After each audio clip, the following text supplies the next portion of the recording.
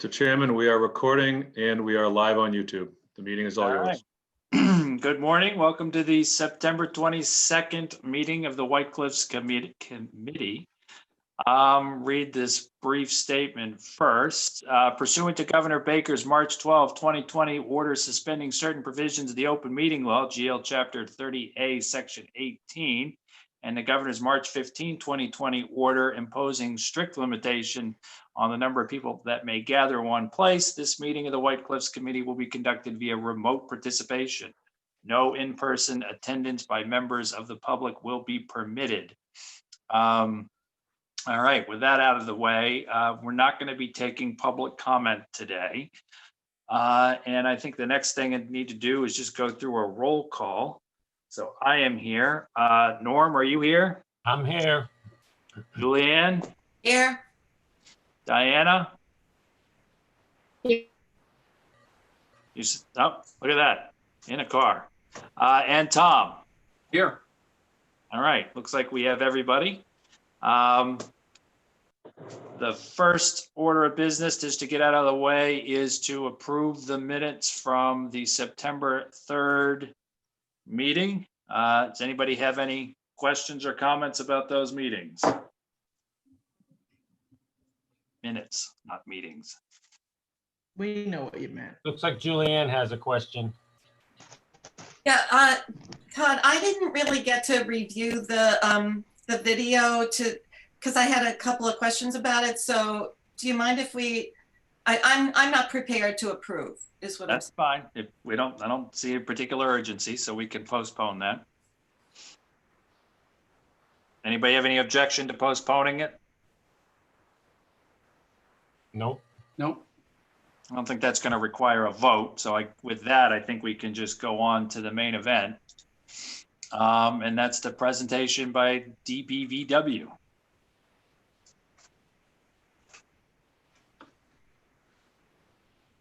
John, do you want to tee anything up, or do you want us to just jump into where we left off last time we met with the committee and where we are?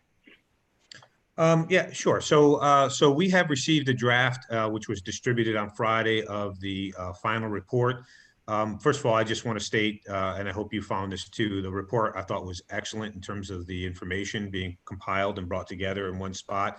We've seen much of that information in bits and pieces over the balance of the last year, and to see it all brought together in one organized place was, I thought, very helpful for me.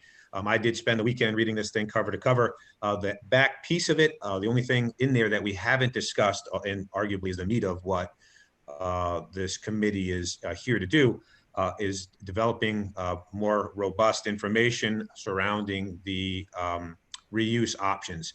And so the way it was left was this committee had worked its way down through the matrix and identified 3 primary reuses. One was as a hospitality event center. The other was as some municipal use, and the third was as a residential reuse. So those 3 options were what went to Eric Bush, who is the sub-consultant looking at the market analysis. And so Eric has performed his work. A draft of it is included in the report, in the draft report that you just received. We have not discussed it, and today the main focus of today's meeting is to hear that presentation and to go through those pro formas and get a sense of where the committee thinks it is and where we think we may want to go moving forward. In talking with Martha, the idea is that at a subsequent meeting, after the committee has given its feedback with regard to this draft, any changes that need to be made, that there would be a full presentation of the entire feasibility and reuse study at one meeting. I think that would function well to be a communication device out to the community at large. But we're not going to go through the entire feasibility study today. Really, the main focus today is to look at the 3 chosen or preferred reuse options and look at what those pro forma numbers are telling us, and to figure out where it is that we would like to go from here. So with that, I would turn it over through the chair to Martha to take us through this balance of this focused meeting. Thanks, John. That was a perfect introduction to where we are. I thought what I would do to sort of recap where we left off at our last meeting, which was quite a while ago, pre-pandemic. I would just run through the three options that John just mentioned, run through the graphics associated with those just to get that fresh in everyone's mind. As John said, everyone should have the draft report now, and we look forward to getting your feedback and your comments. And then I'm really going to turn it over to Eric because his portion of this meeting is the most important, and he can walk us through some of the spreadsheets that he generated. We have a spreadsheet that sort of brings together all of Eric's information, but Eric has individual spreadsheets that will be much more informative in terms of looking at the three different scenarios that John mentioned. So if I may, I'm going to share my screen, and please let me know if everyone can't see what I'm seeing. Do you see a drawing of the hospitality use? Yes. Okay, great. So what I have on my screen is the report, the full report, so I can scroll back and forward to whatever pages we need to refer to. But I just wanted to sort of recap that within the report, we show these three uses that John mentioned. The first being a hospitality use, an event space use. And I'm also going to invite Nelia to jump in if I'm missing anything here.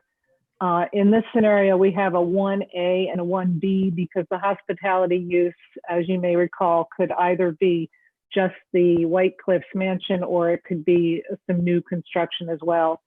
So this is showing 1B is the new construction. Can you see my cursor? Yes. Okay, great. So the new construction is this light blue area. And of course, at the lower left portion of the screen is White Cliffs. So the hospitality use could occur either just preserving White Cliffs, as I said, or with the addition of some new construction on the back and side of White Cliffs.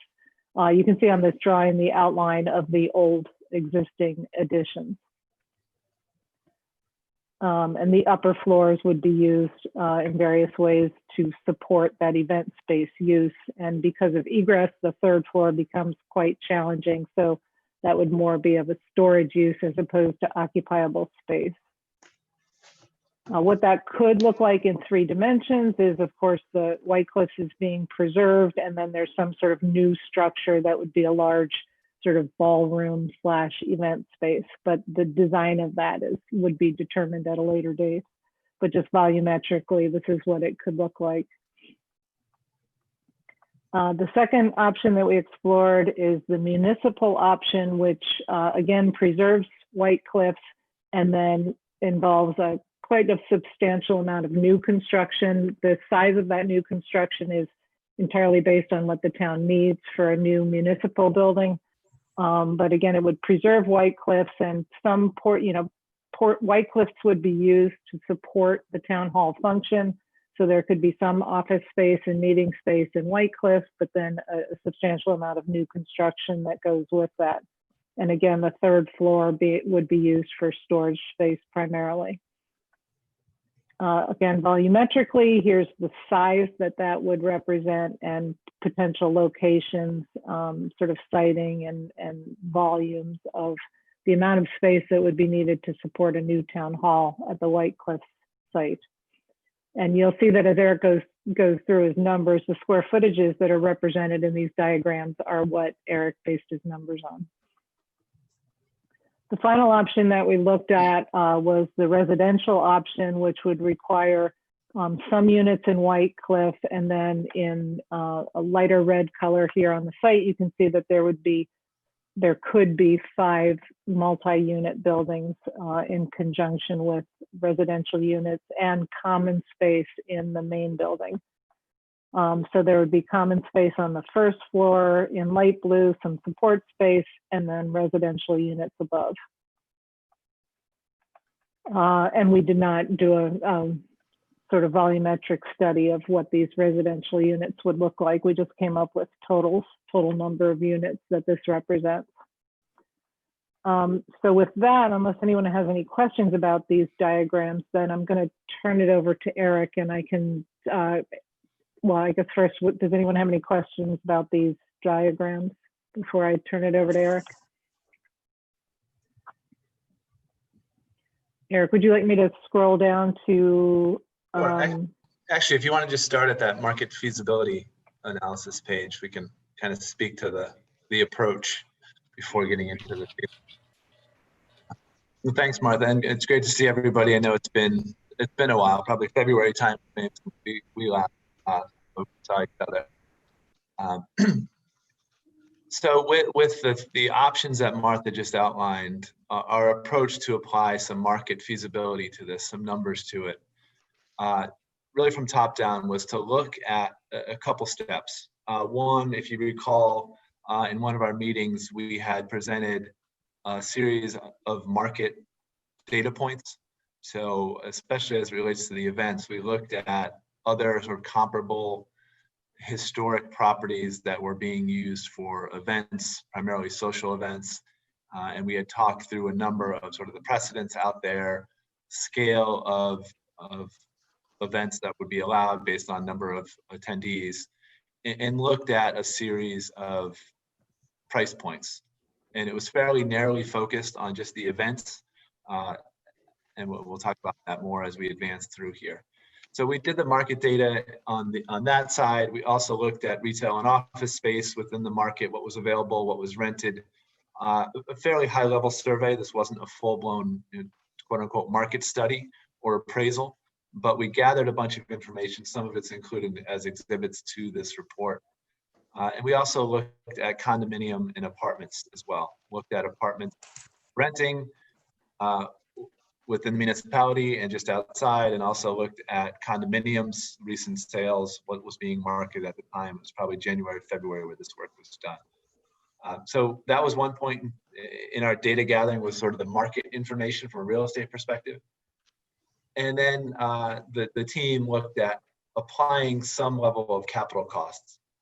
So based on new construction, the demolition, the rehab costs for White Cliffs proper, we gathered really the other side of the equation being the costs. And I know there's a matrix in section 415 of the report that captures it really all on one page, but looked at the various components of cost to build up and understand what the order of magnitude scale of such investments would look like. Martha, if you want to scroll down a page, please. And I think it's important to note, and somewhat obvious given the scale or the look at those renderings and the massing that was done, there's a lot more to unpack on the economic side. It's really difficult to get into exact costing, but we used what we have available to us. We used actually a third party that does cost estimating. We looked at the high number of projects that DBBW and my own shop has in our files from historic and new, and tried to come up with the most accurate scale numbers that we could at this level. And then what we did is we looked at and said, okay, from a basic economic feasibility point, how do these two components mesh? We have rental or sale prices on one hand, and we have capital costs on the other. In an ideal world, and forgive me if this is a bit remedial for folks, but want to sort of paint the picture of our approach. In an ideal world, if you're renting apartments, you'd have a market value based on the revenue and expense of what's being produced by that building, by that asset. And then you'd have a cost. And obviously you'd want the market value to be more than the cost. The easier example is if you're building a townhome, you'd want to be able to sell that market value of that townhome, you'd want to be higher than your costs. And so what we did is look at those two sides of the equation and started to model out what we thought the gaps were. And unfortunately, I think we found that there's quite a bit of gap between the market value and the cost at this preliminary level. And Martha, if you don't mind scrolling down one more. So if we walk through this, and I know it's a little bit small in the report here, but this is what I was just describing. This is a roll up of what we thought the uses of funds or the budget would be based on carrying the land and building costs from the historic perspective. So what was paid for the parcel, an estimate of demolition costs to take care of essentially the additions that were added to White Cliffs. We have a number as a placeholder for site improvements. This is one of those things as it moves forward, it would need a lot more scrutiny, looking at exact utility, exactly how things have to be done, grading plans, et cetera. But this again was based on comparables and by looking at the site. We had building costs, which that when we have rehab in parens, that's really associated with White Cliffs proper. Soft costs being anything from architectural, engineering, legal, financing, carry costs, all of those items that are not sticks and bricks are those soft costs. And we used a percentage, and this is one of those items that we will refine in the final report. I used 28% of hard costs. In section 415, we use 30, so we're going to make those two match. But these are real costs for a project, and this is based on comparables and experience. And then we carried a contingency. If this was going out to market to be financed, there would need to be some level of contingency on all costs to bring in bank financing. And at this level, it's always a good idea to carry some contingency for those unknown items. So with all those pieces put together, we thought from a capital side that this would roughly be a $12.8 million investment. And then what we wanted to do per that feasibility discussion is look at, okay, on the offsetting side, if there's a market value to be determined by what's being created here, there are some standard and some benchmarks of how much debt you could potentially bring in to help offset these costs. So we looked at those two pieces and tried to back in, okay, what were those sources of funds? If we had a truly feasible project, very clean, very straightforward, we would assume that we'd be able to go out in between the debt and the equity pieces and maybe some other sources, be able to very easily bring together sources of funds that equates to those uses of funds in the budget. If anyone has any questions or concerns, please make me stop talking and ask a question. But what we did is we backed into, if we're looking at event space, and we'll walk through some of those assumptions here, that's being rented, and the revenue stream is coming from renting those spaces out for events, here's the level of cash flow being produced, and based on that level of cash flow, here's the amount of sort of commercial financing or debt that we'd be able to bring into the equation. So if we walk through this, we see that ideally you'd want to be in the 70 to 80% range for commercial debt. In this case, it's much lower than that at 4%.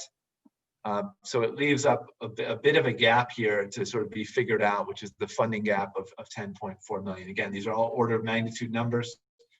But what we're seeing here, and I think this is what we talked about in back in February timeframe, just the pure level of investment for renting out spaces over the course of a year, given rental rates and rental rates only, leaves it a bit short from a feasibility standpoint of being able to go out in the market and raise enough capital to be able to do what needs to be done on the building.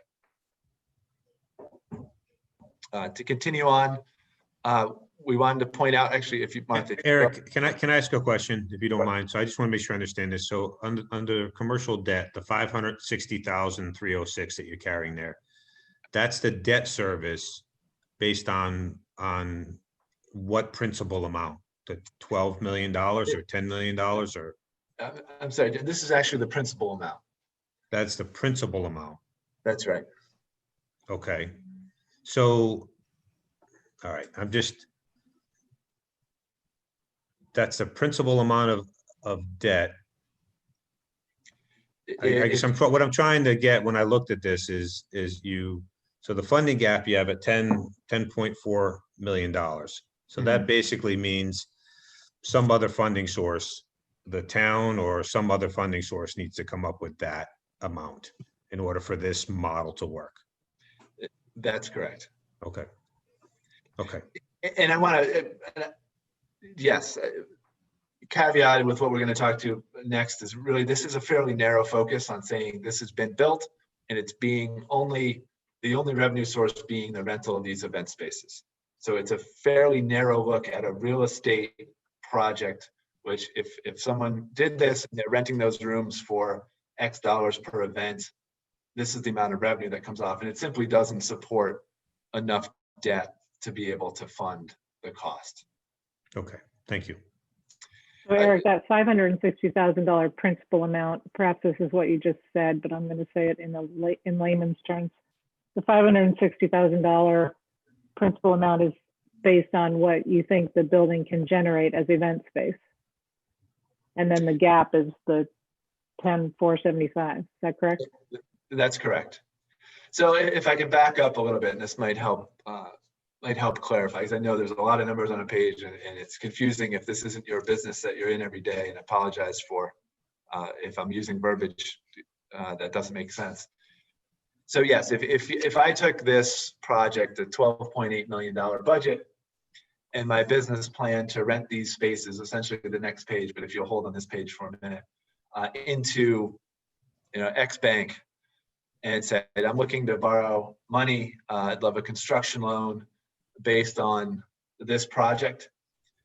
What they'll typically do, among other things, is one, they'll appraise the building based on this use and understand from an appraisal standpoint what that building would be worth when it's complete.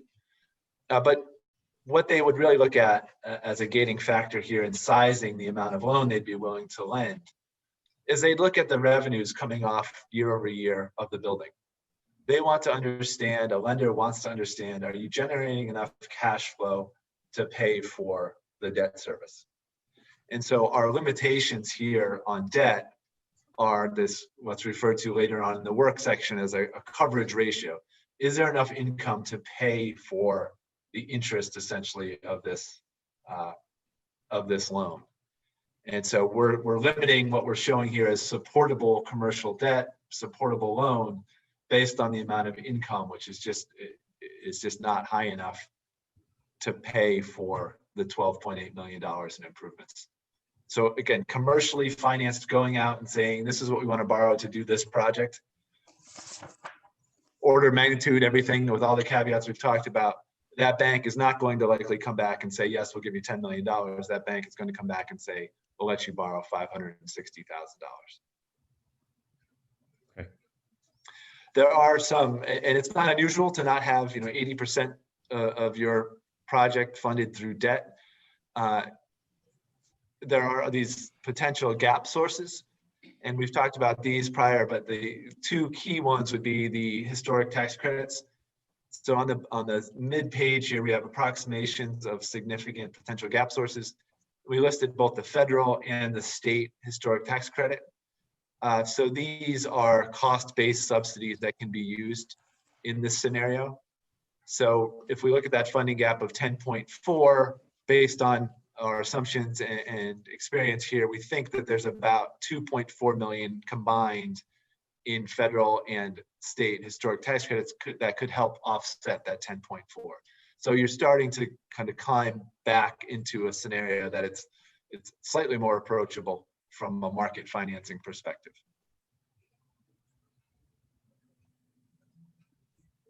Eric, I Yes. have a question. Is it reasonable to ask you, can you come up with any kind of number in the grants column based on your experience? I think it's difficult, especially today, even more difficult than it probably was when we talked about this, in January and February.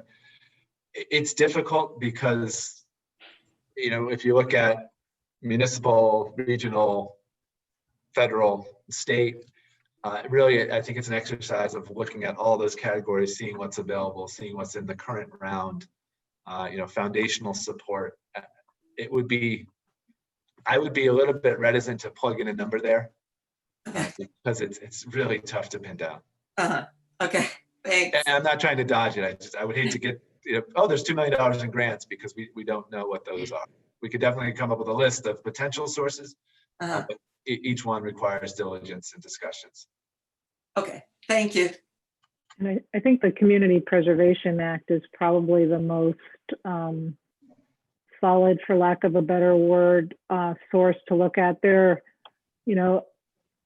are grants out there, but they're definitely not a sure thing, and they're all over the place. So as Eric said, those are really hard to predict. And The grants, frankly, for preservation are not as plentiful as any one of us would like them to be.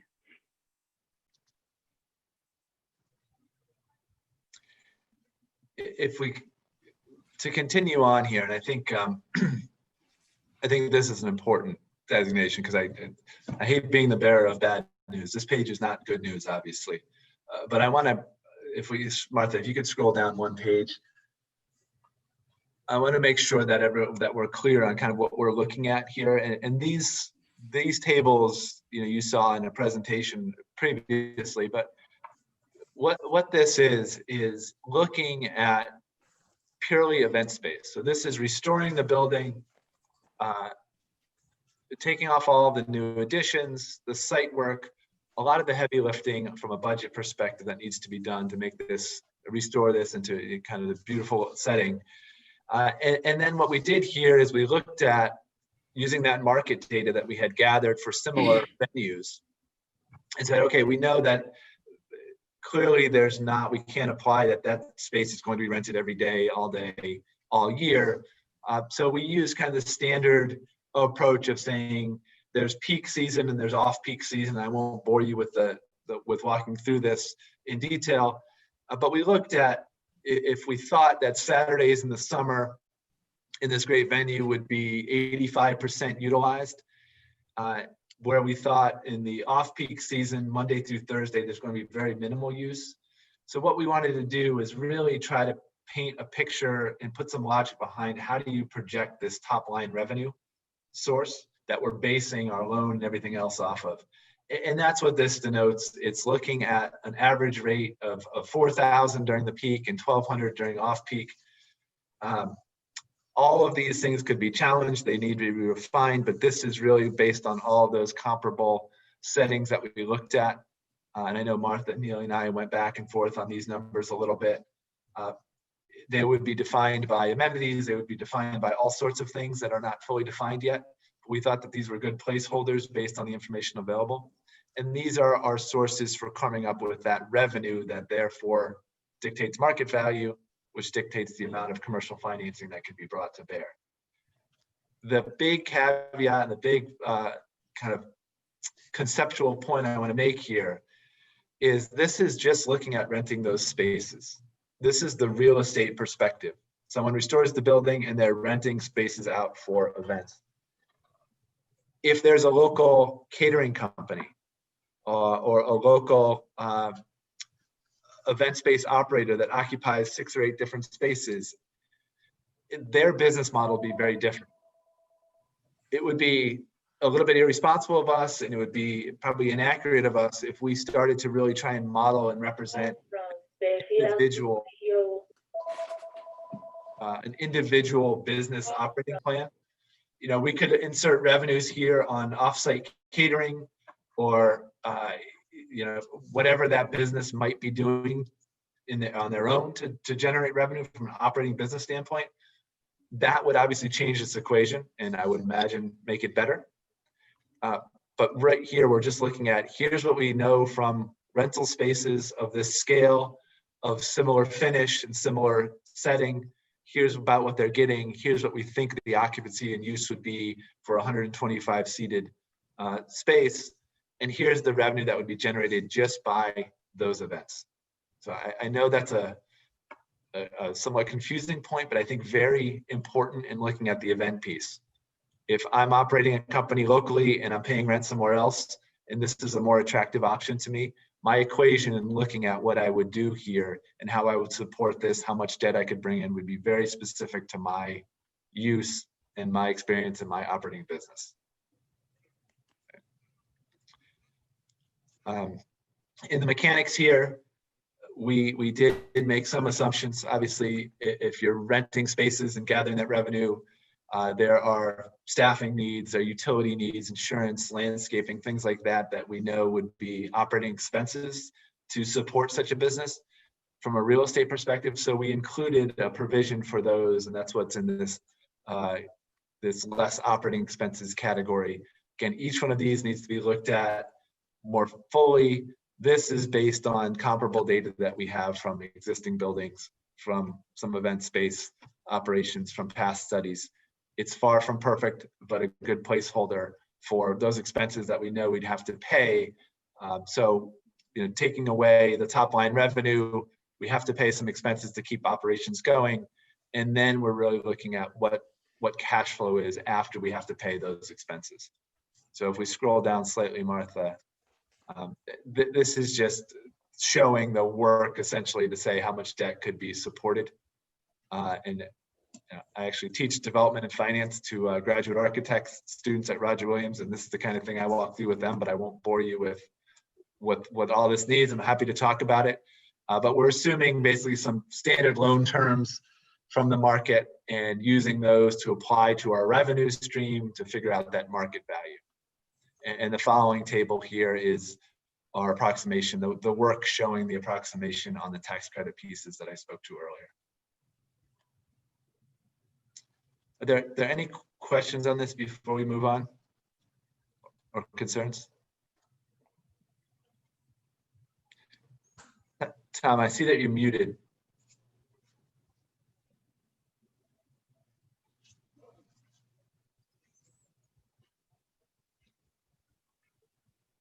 Sorry. So at 125 capacity, this project is too small to handle this debt. Too small to handle the costs of the Renovation. Yep. Looking at just rental rooms, essentially what our conclusion here is if the White Cliffs is restored and is looking to only host event spaces, we think that it would be very difficult. There would have to be a lot of subsidy or funding sources or non-market funding sources to get it funded, paid for. Eric? Yes. So this is all based on using only the existing house, the original house. That's correct. Do you think that there would be any significant change in numbers if you threw in, the tent that we talked about a while back? There would be actually the 1B, which is the next scenario, looks at that new construction piece. It's not the tent. It's the new construction, which is a little bit more expensive and more permanent than the tent. But this looks at the 1B, 1A that we just walked through, looks at just the house proper. 1B makes it a much larger event space, which is the house proper plus the new construction. And if I may just jump in for a minute, a similar equation could be arrived at with a tent space, and of course the construction number would go down because the tent would be less expensive than actually constructing a ballroom. But I know there were concerns about tents and the neighbors. So we took that option off the table because of the concern with noise and a tent not being a viable solution. So this 1B sort of represents that option, but with permanent construction of a large tent-like space, if you will. I see. Okay. And that's represented here in building costs with the parens new. That's that new construction. So if there were a tent instead of the new construction, rather than 2 million, it would be some lesser number.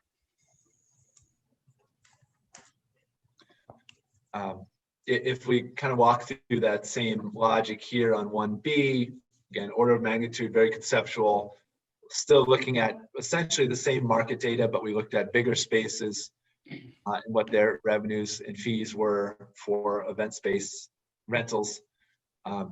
We carry the additional costs here. So now we're up from the 12.6, I believe it was, up to a little bit higher in 16.9.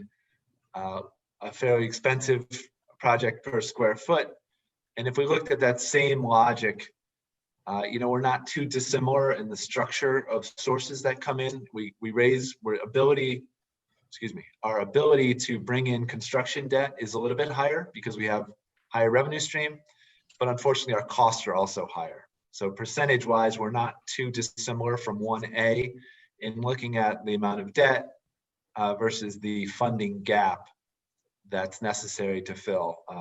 Again, on the subsidy side, You might notice that the tax credit numbers look very similar, if not exactly the same, to the 1A. Those tax credits only apply to the historic rehab. So as we add new construction to it, there aren't additional dollars coming in from those tax credit programs. So that's why the subsidies kind of stay the same while the project gets larger. I do have one question. When I'm looking at the building cost for the new building cost, would that new building be completely isolated in this? I know it's connected to the, excuse me, the mansion, but will it have its own kitchen, its own restroom facilities? Will it be its own unique capability, or will it rely on the mansion for some of that? We had laid it out in a way that it has a new commercial kitchen and it has some bathrooms for the tent. There are also some bathrooms in the historic house, but it could be a standalone with its own kitchen and bathroom and entrances, of course. Thank you.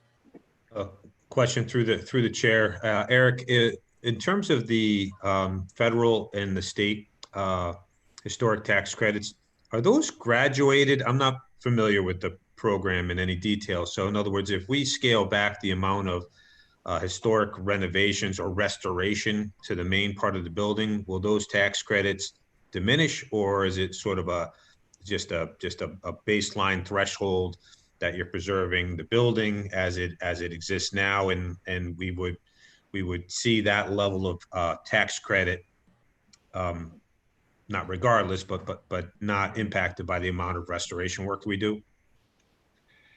Yeah, so those costs, those credits are driven by cost. So essentially what they are on the federal side, if you're spending $100 on the renovation, you essentially have credits generated for qualified rehab costs. If you spend 100, you'll get 20% of that, or $20 in potential credit. So as the costs go up, the amount of credits go up. As the costs go down, the amount of credits go down. On the federal side, just a note on these. So typically what happens is you go through a process with the State Historic Preservation Office and the National Park Service to basically look at what your plan is. You do the work, and then afterwards you sort of verify, here's what we did. Your actual costs will be used to generate the amount of tax credit. So that 20% of qualified rehabilitation expenses or qualified costs for rehab. And then oftentimes what happens is, and we show it in kind of the more work below this, those credits, you can, an investor can come in and use those credits. So it's essentially a dollar tax credit. Instead of paying their income taxes federally next year, they can use a credit to offset what they owe the federal government. So they'll typically pay some amount less than $1 for that credit. I think I probably just lost the folks in that poor explanation, but you have an amount of credits that's based entirely on cost. Those credits come into the project, and you can bring in partners that could use those credits, but they'll typically say, I'll buy those credits for 90 cents on a dollar or 92 cents on a dollar. You know, that's a third a market that changes.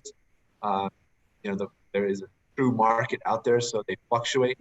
In this case, for the level of credits that we're talking about, it would probably be someone who would be interested in the project that use the credits, had the income federally to be able to use those credits that would come in, and you'd probably be looking at a slight discount. You might be able to sell them for 90 cents or more. So what we're showing here is the actual equity, the sale of, not technically a sale, but the granting of those tax credits in exchange for dollars that come into the project. If I can just add a few points to that, that was a very good explanation of it. There are a bunch of caveats, of course, that go with the historic tax credits. One of which is it has to be an income producing property, so it couldn't be owned by the town. There would have to be some tax-paying entity that owns the building. Another one is that the National Park Service will not only review the preservation work that is occurring, but any new construction. Even though you're not getting tax credits for the new construction, they will review the new construction in terms of the impact that it has on the historic building. So any new tent-like structure, ballroom, town hall addition. Well, town hall doesn't work because it's not income producing. Housing, that would all have to be reviewed by the National Park Service. And we've tried to schematically lay these, the new construction out in a way that we think it would be palatable to the National Park Service. But until you go through that process, that's not a sure thing with the new construction. And then on the state credit, a similar structure.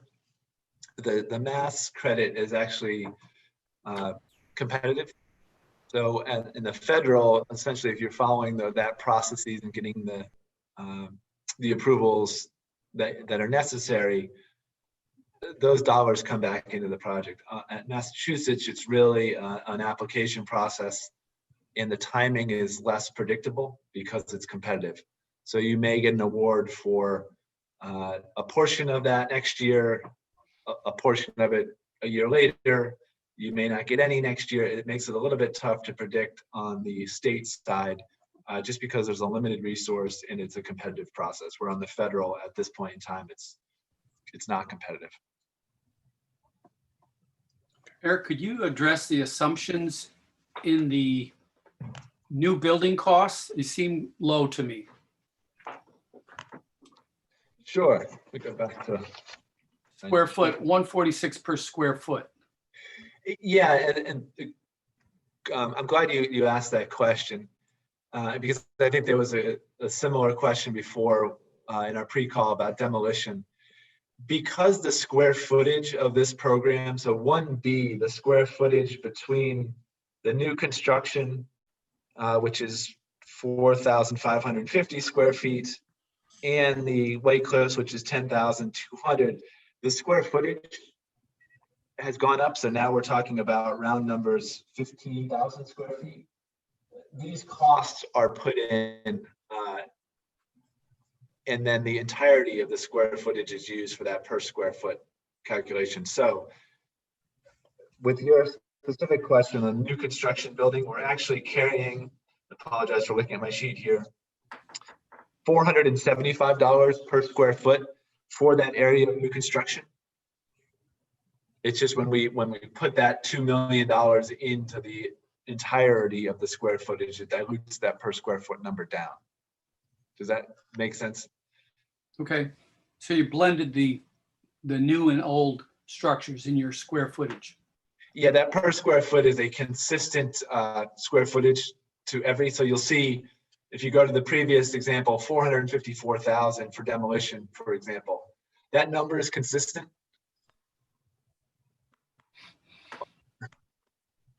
But because there's less square footage when we're only talking about the historic house, we're talking about $45 per square foot because there's only 10,000 feet. But if we go down now and take that same demolition cost, we're not demolishing more because it's a larger building at the end. We're still spending that amount of money in the budget, but now we've got 15,000 square feet as opposed to 10,000 square feet. For that number, the per square foot is just diluted further because the building is larger. And also the pandemic has caused a lot of costs to shoot up, and it also caused delays. Is that a factor here? We did not factor that in. So this was essentially today's dollars as of March, I believe, is when we put these tables together. So no escalation? There's no escalation applied anywhere? There's no escalation applied to this. So it's today's dollars in both the revenue side and today's dollars on the cost side. And is that why the contingency is? Sorry, the contingency seems low to me, the percentage. Is that because you're assuming in today's dollars, or? I mean, I guess for an order of magnitude, I'm used to seeing like 20, sometimes higher. For contingency? Mm-hmm. No, we were using 10%, which I think from where we sit is a fairly high contingency. We did assume, soft costs. We have numbers on all the pieces, and we added that contingency to the top of it. I believe we also had a separate 10% typically, and then as we get closer, design is complete. pricing starts to come in a more refined way, we typically see that coming down to 7.5, 5, something like that prior to construction start. Diane, I think we had a separate contingency in our construction dollars. So this is Eric's contingency. I think I'd have to look back at the numbers, but I believe our cost estimator carried a separate contingency in the construction numbers, and it would have been higher. Yeah, this represents that owner's contingency. Nelia, do you remember, Nelia, if we had what our contingency was in the construction numbers? I can pull it up and take a quick look. Or we can provide that, but there was also that contingency. But I think the point is well made that this does not include any COVID factor because all this information was generated prior to the pandemic. And we haven't escalated the numbers because we don't have a date to escalate to at this point. If we want to provide escalation factors, we can do that. We've generally been seeing about 5% per year, but we would need to know to what year we're escalating. And I would add to that, Martha, I've been involved with recent projects where that escalation is challenged. It's been 5%, 4 or 5% for several years now. But with COVID, we're seeing a number of different things. One, overall construction demand is falling. Two, supply costs, material costs in certain aspects are going up. But if we're talking realistically 2 years into the future, I think it's difficult to project what escalation looks like 2 years from now. And I'm seeing it on other projects where people are struggling with this because there's forces that are pushing it up, forces that are pulling it back down. So I know it's not a good answer, but I would recommend completely agree with that. Today's dollars on both revenue and cost. Okay, I guess I just want everybody on the committee to be clear and publicly to be clear on this, that these costs are going to escalate. That, I mean, you could assume that it's 2 years at 5% and list that as an assumption, but people should recognize that these numbers are not, and then they are high level, but I think people just need to be very clear that escalation is not included, because I think whatever solution we come to, it's going to take quite a long time to get to by the time, we find the right solution and all of the pieces that have to fall into that solution are established, and then design and construction. It's going to be a while. So, I mean, I leave it to you on how you want it in the report, but I think as a committee, we need to be aware. I think those are very good points. Yeah, we have the no escalation, but we can bold that, call it out more so it's more obvious. Absolutely. Or if the committee desires, we can add escalation, but with caveats. But I think you make a very good point. These are today's dollars, and it's not going to happen today, so that's a factor.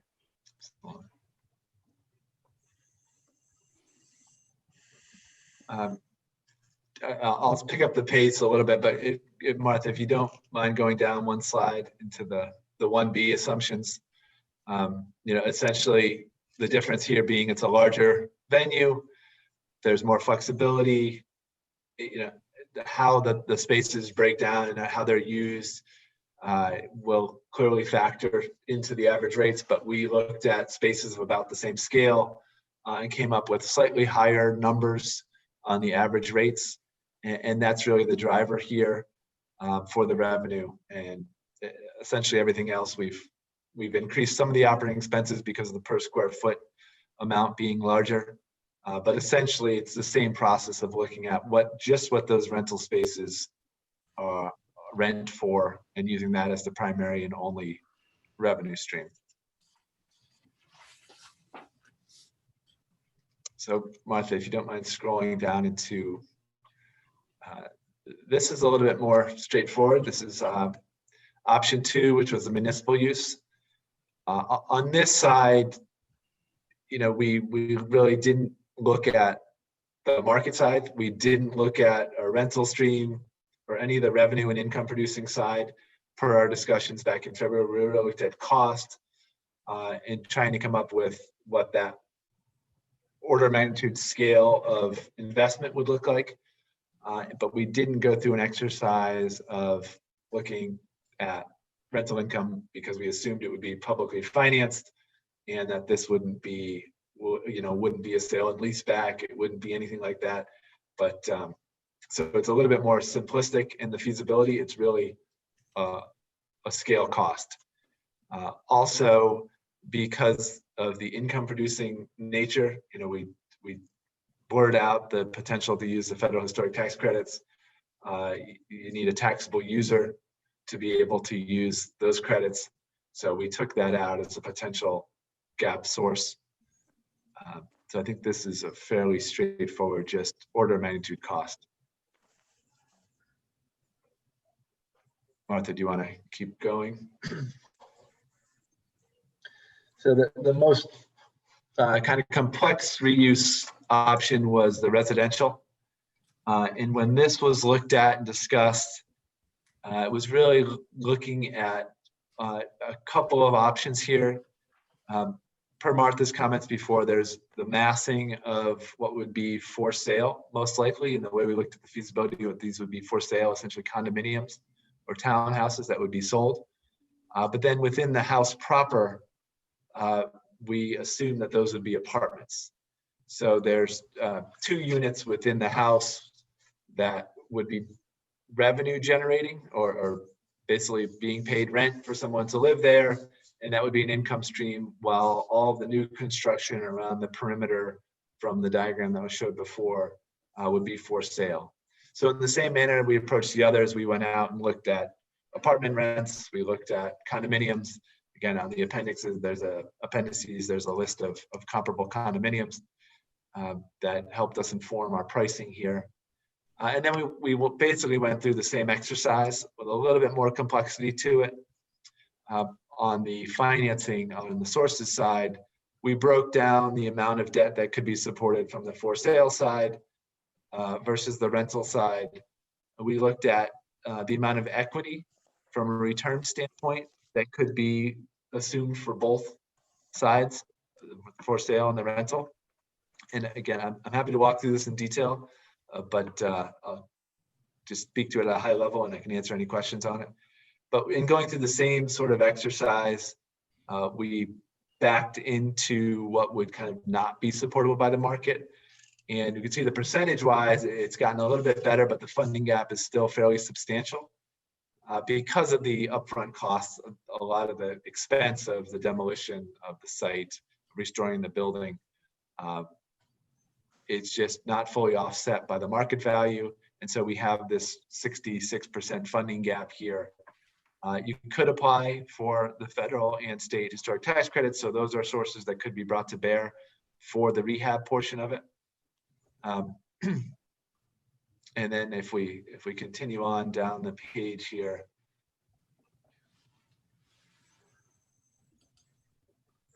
this is a lot of the backup work. Again, 20 units of townhomes that are for sale, 2 apartments that would be rental within the existing house. We looked at the gross sales price for these condominiums being $380,000.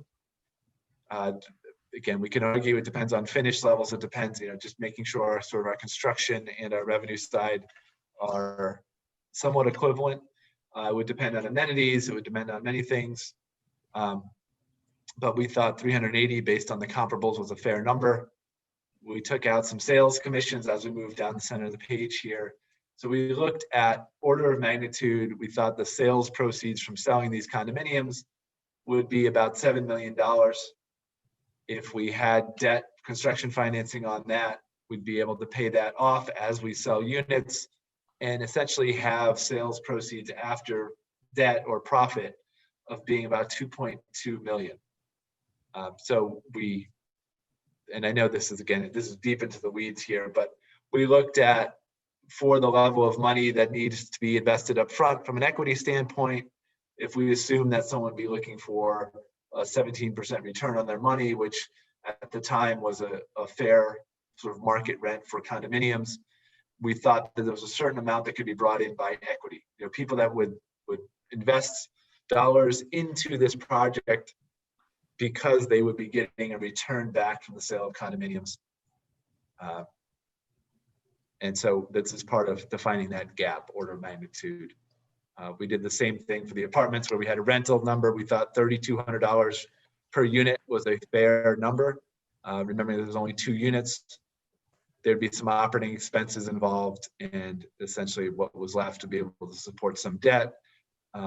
So, very much the same concepts applied as before, just some additional steps because of the equity component to it and the fact that we've got for sale and rental. But regardless, we came up with, based on all these assumptions, a market value of the housing at the bottom right of the page here of about 8.4 million against the cost that was shown previously. So still, this is the source of why that gap still remains in the housing function here. As we get more refined on these assumptions, obviously, it's still very order of magnitude. I know sometimes you see a lot of numbers on a page and it's frustrating not to know that they're not super solid, but these are our best guesses based on the cost side, best on the for sale side, based on market comparables. So again, happy to answer any questions on this, but I don't want to bore you with the detail and the weeds here. All right, I got 2 questions. On the residential one, why did you have the 2 as apartments? Was that to keep the tax credit? It was primarily to keep the tax credits, yes. And because of the complication of selling for sale units within that structure, knowing that there's going to be some common spaces, there's going to be some other amenities. We can definitely look at it as all condominiums, but we wanted to preserve the right to get the tax credits. And one way to do that is to sell the condominiums, and then the condominium gets leased by its owner, and that owner can take advantage of the tax credits. So again, they have to be income producing in order to qualify for tax credits. But if you wanted to sell them outright, they could be then rented and the tax credits taken by the condo owner. Okay. The second question was, is there any benefit to blending options 1A and 3 so that you break off the piece so that you build those residential buildings in the back, but you have the primary building be on its own parcel, and then that is used as the event space? We did talk about that, and we explored that option a bit. The challenge with that is that by having an event space on site, front and center, that can actually diminish the value of the residential units because of all of that activity and potentially noise on site. So in this scenario, we have public spaces, common amenity spaces in the house, but not necessarily rental spaces to the outside public because of the activity that would generate, which would probably be perceived as a negative in terms of marketing those units. But it could certainly be, the spaces in the house could certainly be used for small events by people on the property. So just to clarify, it could, the basic house in this model could only be used by the people in the apartment or the condos, but the residents of the town would have no use of the original building. It's really up to how you want to structure this. If you want to reserve the right for town use, that's an option. Okay. But in terms of looking at revenue generated by large events, that's where we saw a potential conflict with the residential development. Mm-hmm. Mm-hmm. Okay. Thanks. But is there, I guess I keep coming back to that because it's really up to the market to decide that. I mean, if you were to, if I'm living on Boylston Street in Boston, it's going to be loud and disruptive, right? I guess I'm just, some of those buildings are further back, and can't you screen it and things of that nature? Seems like you're still going to have site issues. Sorry, Martha, go ahead. Yeah, you've got parking issues, you've got, I mean, it's possible to do that. We just thought it would detract from the value of those residential units, because people who are buying these condos aren't thinking in terms of Boylston Street, I don't think. They're thinking in terms of being in a bucolic setting next to a beautiful historic mansion. And then if you introduce weddings and big events and parking and music, it's a different formula.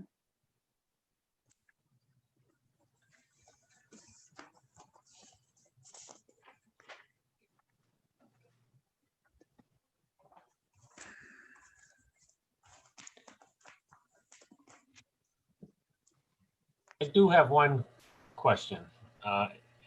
In all of these options, the driver for the real cost are associated with the restoration and preservation of the mansion and bringing it back to its original heyday back in 1880. I think we really need to think through, is that necessary? Should we be considering a more pragmatic approach to the redevelopment of the mansion? So some parts might have to come down, some might have to stay, so that we can bring down the cost of that the restoration and preservation work. We haven't considered that at all, and it seems to me that's the big outlier here with all of these numbers. Norm, I'm really glad you brought that up, and we have been having discussions about that, and I'm glad it came from you, because I know, like me, you're a preservationist at heart. We have been discussing a sort of fourth approach, if you will, which we're kind of calling essential costs and preservation light, if you will. So we had talked with Eric and John and Amelia and myself about perhaps there's a fourth option that's just the essential cost to save the building. And it's a lower number per square foot for the mansion, because this is a high number per square foot because it assumes very careful preservation of a very ornate, complicated building. Maybe there's a preservation light approach that has a lower cost per square foot. Maybe it's $450 instead of $650 per square foot. And the pro forma that Eric developed just includes essential costs. In other words, that basic renovation cost, it doesn't designate a prospective use. It includes taxes if there are any, or if there's tax incremental financing, that's factored in. It includes insurance and utilities, but just the basics. So it's essential costs and preservation light. And maybe that's a fourth option, so that if we are trying to attract people to develop the house, they know what the bare bones approach might be. Yeah, I think it would be, yeah, I agree that would be a number that would be very valuable to have. But with that number, then you would also potentially provide the negative side to that, which would be grants and things like that. If you do preservation light, do you eliminate some of your grant possibilities or other funding possibilities? Potentially, yes. It depends on how light the preservation is. When we discussed this earlier, we talked about the fact that with historic tax credits, you're not actually required to undo changes that have been made. You are required, if you make your own changes, for those to be sensitive and respectful of the historic character of the building. But you're not necessarily required to undo prior changes. So it's a bit of a delicate balance, but there may be a preservation light approach that doesn't take away any historic preservation elements, but also doesn't go to the highest level, and may still qualify for historic tax credits. Whether this Community Preservation Act would see that as an attractive funding opportunity is a little hard for us to predict. So it's a bit of a balancing act. Martha, do you think that limits then the program in the original building? I'm not sure what. Well, if I know we've looked at we've talked about hypothetically different types of renovation in the house. And if you're not able to do as much, I guess you're still going to upgrade the infrastructure fundamentally, right? That's what Yeah, you're I think that counting as has to be essential. part of the essential is the mechanical, electrical, plumbing, elevator, egress stair. I think that has to be part of the essential package. Okay. So then it's just literally the sort of upper end preservation costs that we're looking at Yeah. reducing. For Yeah, instance, okay. as you all know, there's an addition that sort of took out a big part of the facade on the second floor. It's not an attractive addition. So we'd have to think about, are we removing that addition and restoring that portion of the second floor facade? It's a very nuanced decision-making process. So Martha, what would be the use of this preservation light? Well, that's what I'm suggesting, is that we don't designate a use. We just do the basics, and then it's sort of marketed as, these are the numbers to do the basics. You, Joe developer, have to decide what you need to add to that to make your program work.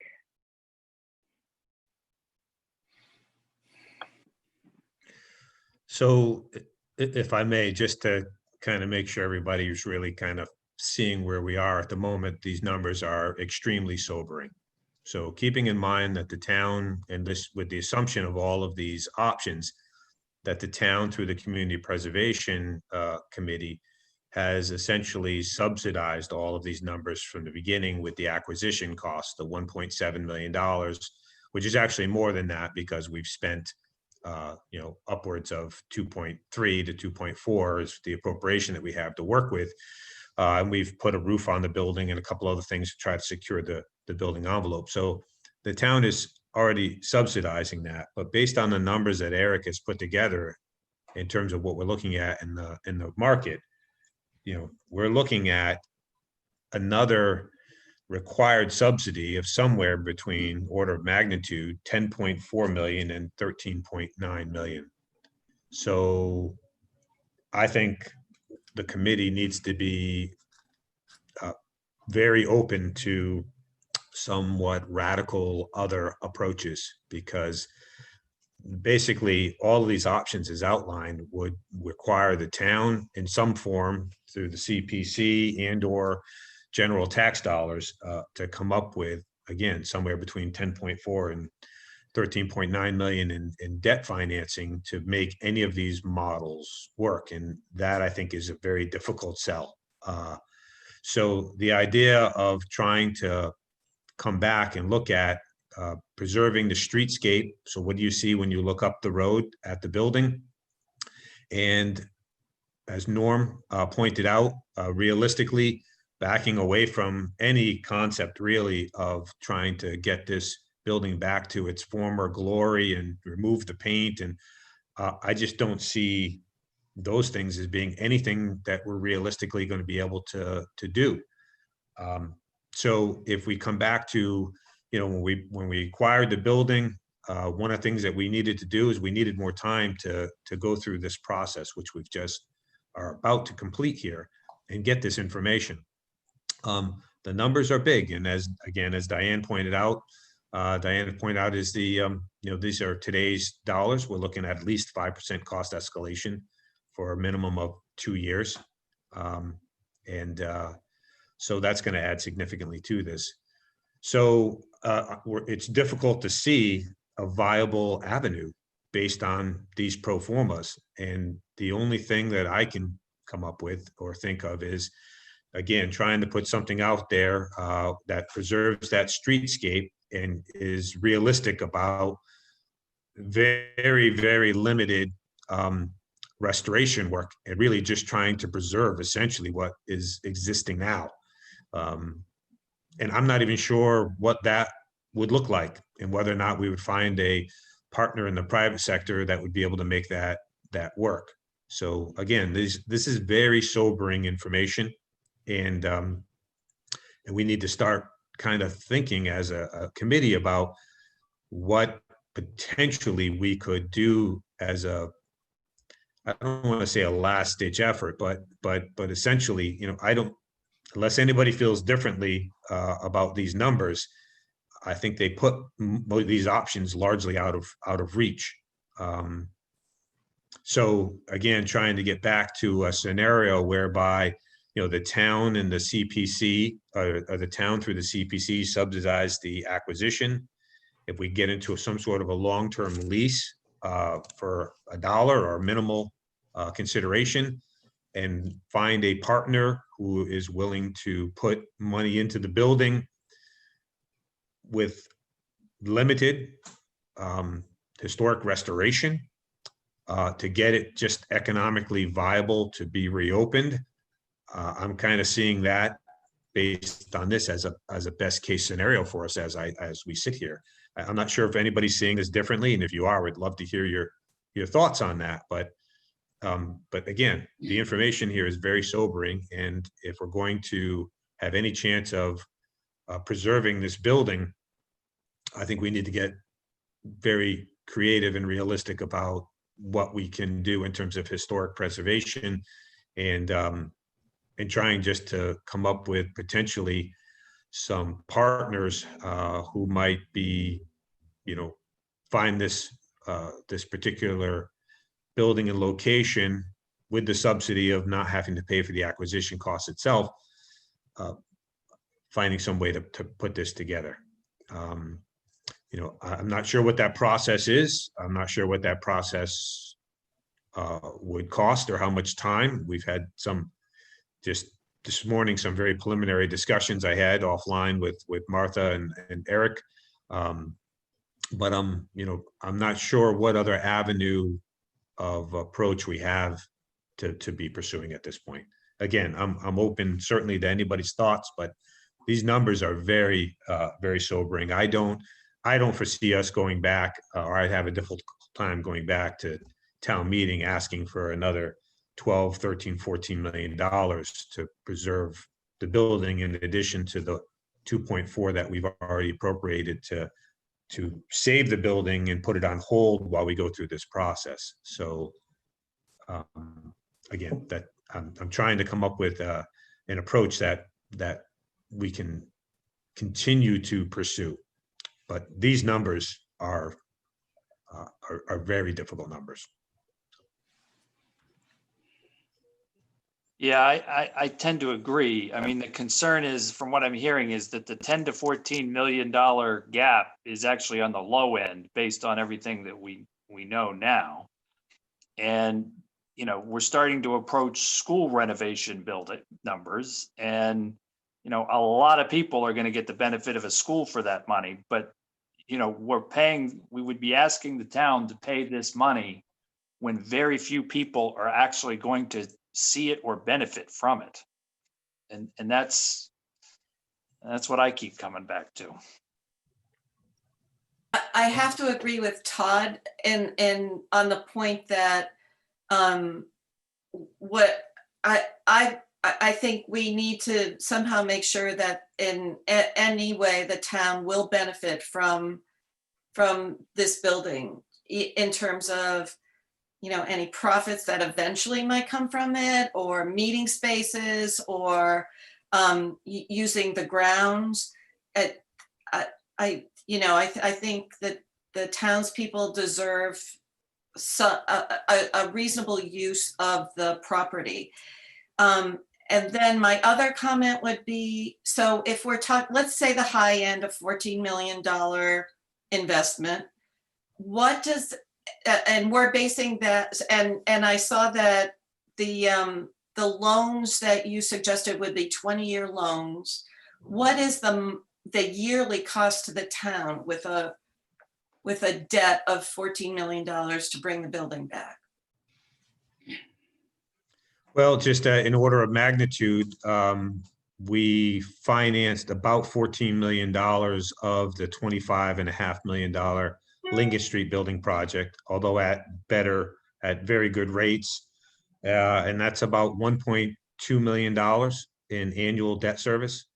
Just order of magnitude, it's somewhere around $1 million we'd be looking at. Okay. So again, keeping in mind the larger context here is, we're trying to save this historic building, but we also have a fire station that's coming up, and we have a town hall feasibility study project that's coming up, and we have a Peasley school renovation project all coming up in the capital plan. This nowhere in any of our financing models did we fit another 14 to $16 million project. So that would be very difficult, to say the least. And again, we're trying to find an avenue of preserving or saving the building, and so scaling back off of what we think we need to do in terms of restoration, and just trying to scale it back to finding a viable development there that preserves that streetscape and preserves, to the extent possible, the woodwork and the key historic features that have been identified by DBBW. But the idea of pulling off additions and restoring the original look of the building, I mean, I don't see any scenario where that's even remotely viable. So is it possible then that we could have option 4 examined in more detail in terms of the cost? I mean, I absolutely agree with everything you're saying, and we have to do something more drastic. And I mean, as a citizen, I don't see the value in spending $12 to $14 million on something that personally I wouldn't get much use out of. But could we do that? Just talk about that beforehand, or getting more costing information on option 4? Yeah, I think that we would need a little bit of time to kind of start to frame that up and see what that would look like and what that process would be in terms of cost and timeline.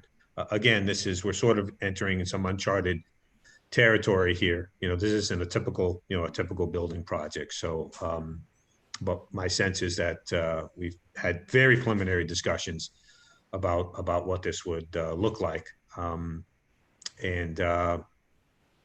Yeah, I think we would want to package or start to try to frame up some of that for another discussion with the committee.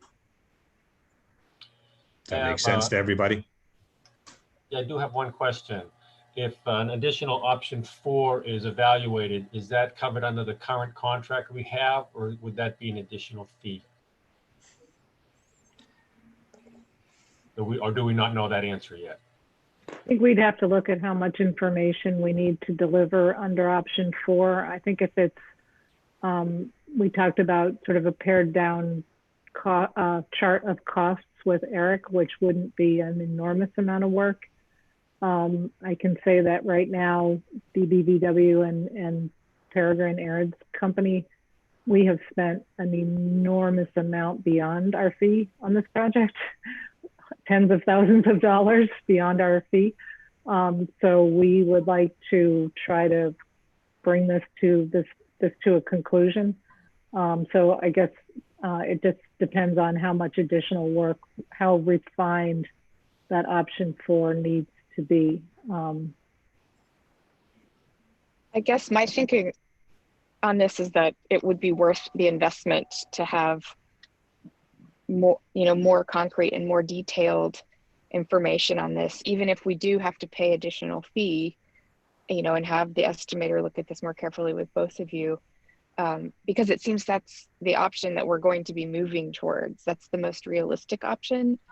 And so I think whether it's, an additional service on this contract or a separate contract, I'm not sure, but we need to understand what that cost is as well at the same level, so that we can then sort of, make the decisions about exactly what is essential and what preservation light is and that kind of stuff. So I think it's worth the money to invest in looking for that information. So if we can, Martha, we can talk offline, if we can get sort of a proposal and a scope, and I don't know if the committee wants the scope to come back to them for review and make sure everybody's comfortable with what that entails. And then we can proceed. We can proceed accordingly. Remember, this is really the kind of the first step in this option here, which would be to kind of package up what this would be, and then we'd have to actually go through the process. And we'd need a little bit more information in terms of what that looks like, in terms of, do we hire somebody to put an RFP together to market the facility and to see if there's interest in ultimately in potentially issuing like a request for proposals of somebody who would be potentially interested in participating with us in this option. So the first step is, I guess, we need a proposal and a scope of services, and then we need to kind of map out really there's the cost, the timeline, and how we would potentially get there. Does that make sense to everybody? Yep. Do you have a timeline in mind for that further exploration? Well, in terms of us having a proposal, I think I'm assuming the committee will want to review the proposal and the scope and vote on it. And then from there, we would, I guess that depends in part what that looks like, what that timeline would be. It depends on ultimately what we wind up doing. Just keeping in mind, everybody, we're kind of at a crossroads here of determining the direction that we're going to go in with this project, because we either, do we need to go back to town meeting and seek additional funding to do something else? We need to also decide, that we have the money to put into pursuing this, but we probably don't want to put more money into restoring the chimney and some of the other work that we've contemplated until we know clearly that we have a viable option to pursue. But one of the things we need to look at is some kind of a critical timeline path of how long it would take to do this. And that depends on, in part, kind of what we're looking for from you and Eric in terms of, how long would this, what would this work scope be, and how long would it take to do it? And ultimately, it's the work that you and Eric need to do. But then also, when we have that, if I'm understanding the process correctly, then we may need even another phase to go out and have someone help us market the property under some framework or terms and conditions.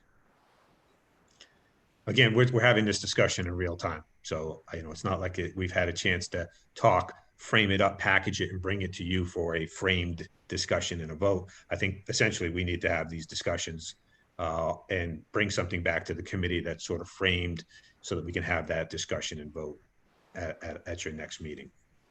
So I don't know how long that would take, Martha or Eric, for us to have those discussions and frame that proposal up. I don't know if that's, we're talking about 2 weeks or longer to put something like that together. 3 weeks would be better. The next 2 weeks are very, very jammed. I would also request that if we could get comments on our draft report by a certain date, then we'll know that we can at least incorporate those and sort of complete that report. We can always add this other chapter, but I'd love to be able to complete and close out the report that we're already under contract for. Right. So if we could maybe get comments by 2 weeks from today, if that's doable. Okay. I don't have my calendar in front of me because I've got all this other stuff on my screen, but then I can, John, you and I and Eric can talk about a proposal for this sort of fourth option scenario. Okay. So, all right, just so I'm clear. So you want to, Martha, you would like to get comments back from us on the full report within 2 weeks, right? If that's possible, yes. And then I also understood that you would need, and I might be unclear on this, you want 3 weeks in order to give us a proposal for what it would be to evaluate the restoration light work? Or is that when you would deliver it? We would deliver a proposal in 3 weeks to explore this fourth option, which is the essential package and preservation light. But Okay. in 3 weeks would be our proposal, not that exploration. Not the deliverable. All right. No, And then we would obviously have to have a meeting when the deliverable comes back. All right.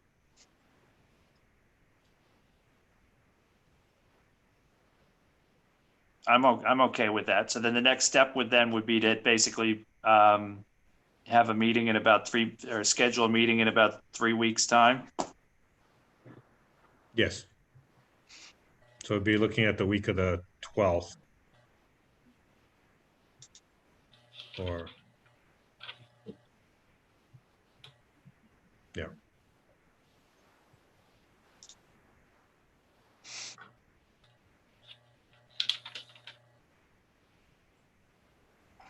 Well, I'm available all week except for Thursday at 10.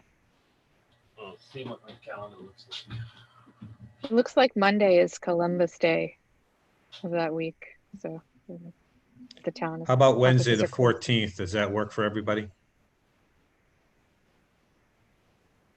I could only do sort of late afternoon on that day. It's like 3 o'clock on. Well, would we just so I'm clear, would we even need Martha at that if we're just reviewing the proposal and voting on it? That's a good point. Thank you. I can just submit my proposal and you guys can meet. Well, the Thank issue you. then is if there are questions or modifications or any back and forth, I assume you'd want to have Well, you that can always discussion. get back to me too. Okay. So then back to the 14th, would we look at Wednesday, the 14th at 10 a.m.? Does that work for folks? Works for me. Works for me. Okay, I'm not sure I can do that. I can do 10:30.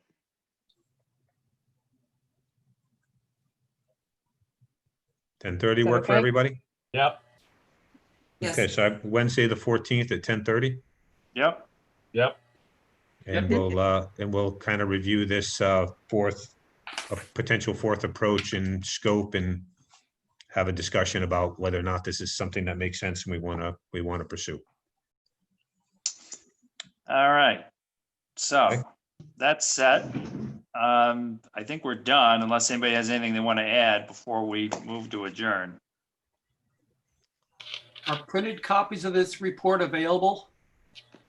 I can print you a copy, but no, as in terms of the draft, I guess Martha's looking for final comments. I guess the comments should come back and filter through probably Todd as the chair, so that, and again, I'm assuming the comments would be, minor corrections, typo type things. If there's anything substantive that needs to be changed in the report, the committee should discuss that in an open meeting.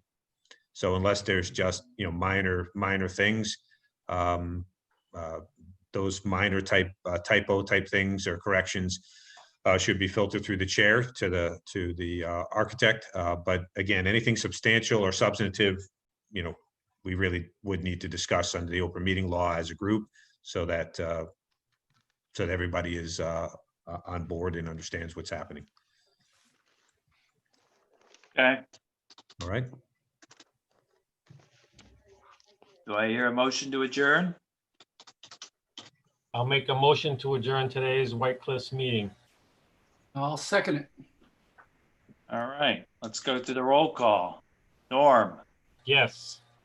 Julianne, Yes. Diana, Yes. Tom, Yes. and I am voting as favor as well. So we're adjourned. Thank you, everyone.